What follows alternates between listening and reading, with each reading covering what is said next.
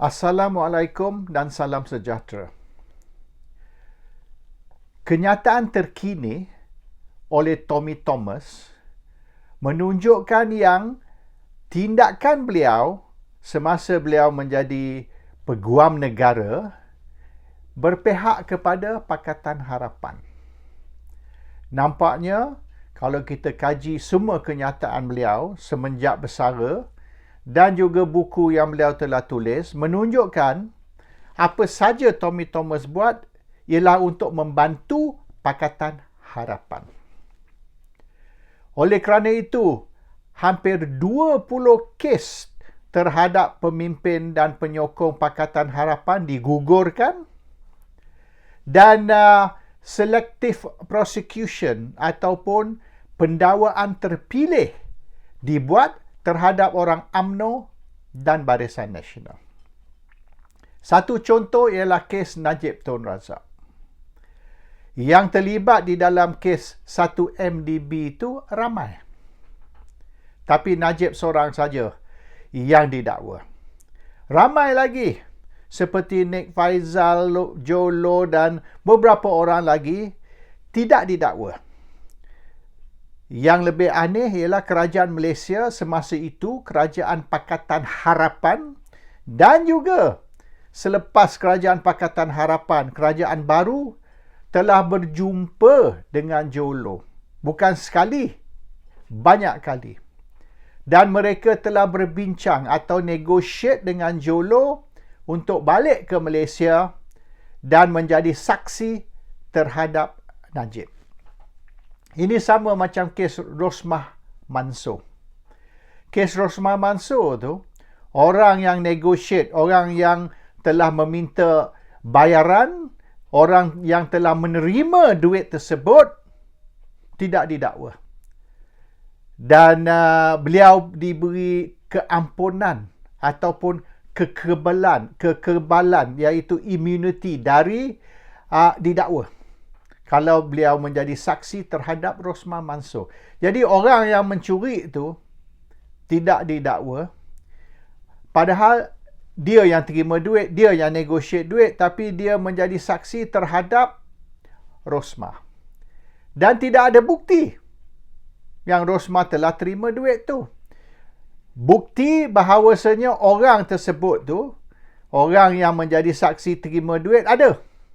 Tapi bukti yang duit tu dia terima bagi pihak Rosmah tak ada. Tapi Rosmah pula didakwa dan orang yang telah melakukan kesalahan tidak. Sama kes dengan Najib ini. Orang yang telah terima duit, orang yang telah melakukan kesalahan, mereka diberi kekebalan ataupun immunity. Tapi yang kena Najib seorang.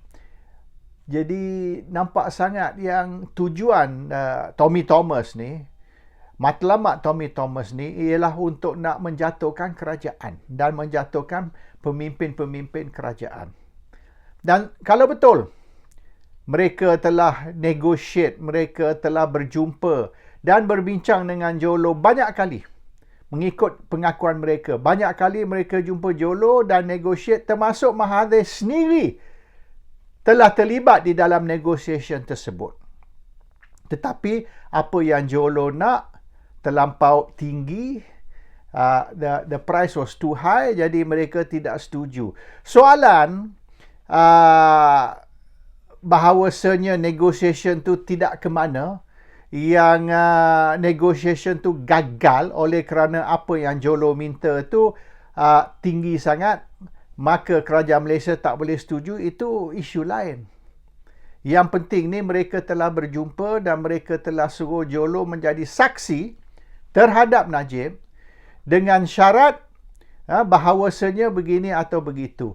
Tapi Jolo nak bukan saja kekebalan ataupun immunity dari didakwa, beliau nak minta duit tu yang dia ambil, dia simpan. Dia tidak kembalikan duit. Kerajaan Malaysia tak setuju. Kerajaan Malaysia minta sekurang-kurang separuh dari duit tu dikembalikan. Jadi Jolo boleh simpan hanya separuh. Jolo nak simpan semua. Jadi oleh kerana kerajaan Malaysia tak setuju yang Jolo diberi semua duit yang dia telah curi, maka Jolo tak setujulah balik ke Malaysia. Dan sekira Jolo balik ke Malaysia dan menjadi saksi bagi pihak kerajaan untuk implicate, untuk nak sangkutkan Najib, maka Jolo tidak akan didakwa. Jolo will be given immunity from prosecution, plus dia boleh simpan sebahagian dari duit itu. Jolo tak mau, dia kata kalau dia balik ke Malaysia, bukan saja dia beri immunity ataupun kekebalan, tapi dia nak simpan semua duit yang dia telah ambil. Itu saja yang snap. Kalau Jolo setuju kembalikan separuh dari duit tu, maka dia boleh balik ke Malaysia menjadi saksi terhadap Najib. Inilah yang mereka negotiate. Tapi siapa yang curi duit tu? Najib ke Jolo? Mereka kata Jolo. Tapi mereka nak suruh Jolo membantu mengenakan Najib, orang yang curi. So dari situ nampak sangatlah bukan saja selective prosecution, tapi niat mereka ni bukan untuk keadilan, bukan untuk nak mendapat kembali harta negara yang telah dicuri, tapi untuk nak mengenakan pemimpin-pemimpin UMNO dan Barisan Nasional termasuk Perdana Menteri.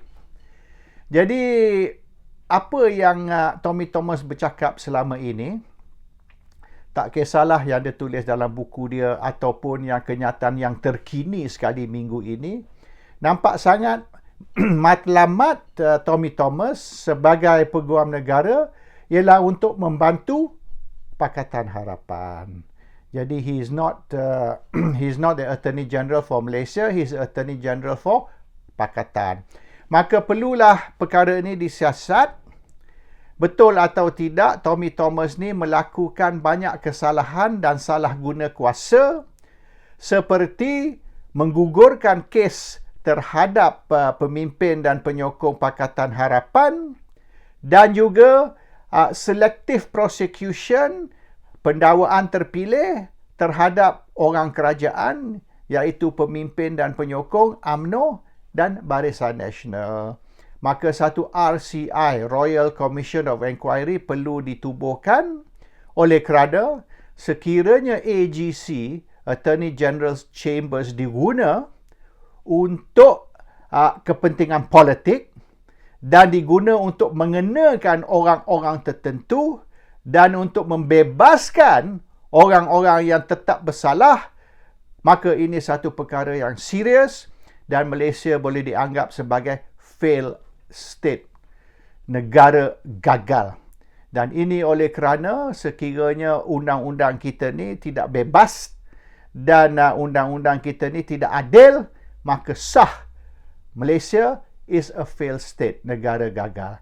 Dan satu RCI perlu ditubuhkan untuk menyiasat Tommy Thomas dan menentukan yang beliau tidak mengguna kuasa beliau atau salah guna kuasa beliau untuk kegunaan atau kepentingan politik. Assalamualaikum, salam sejahtera.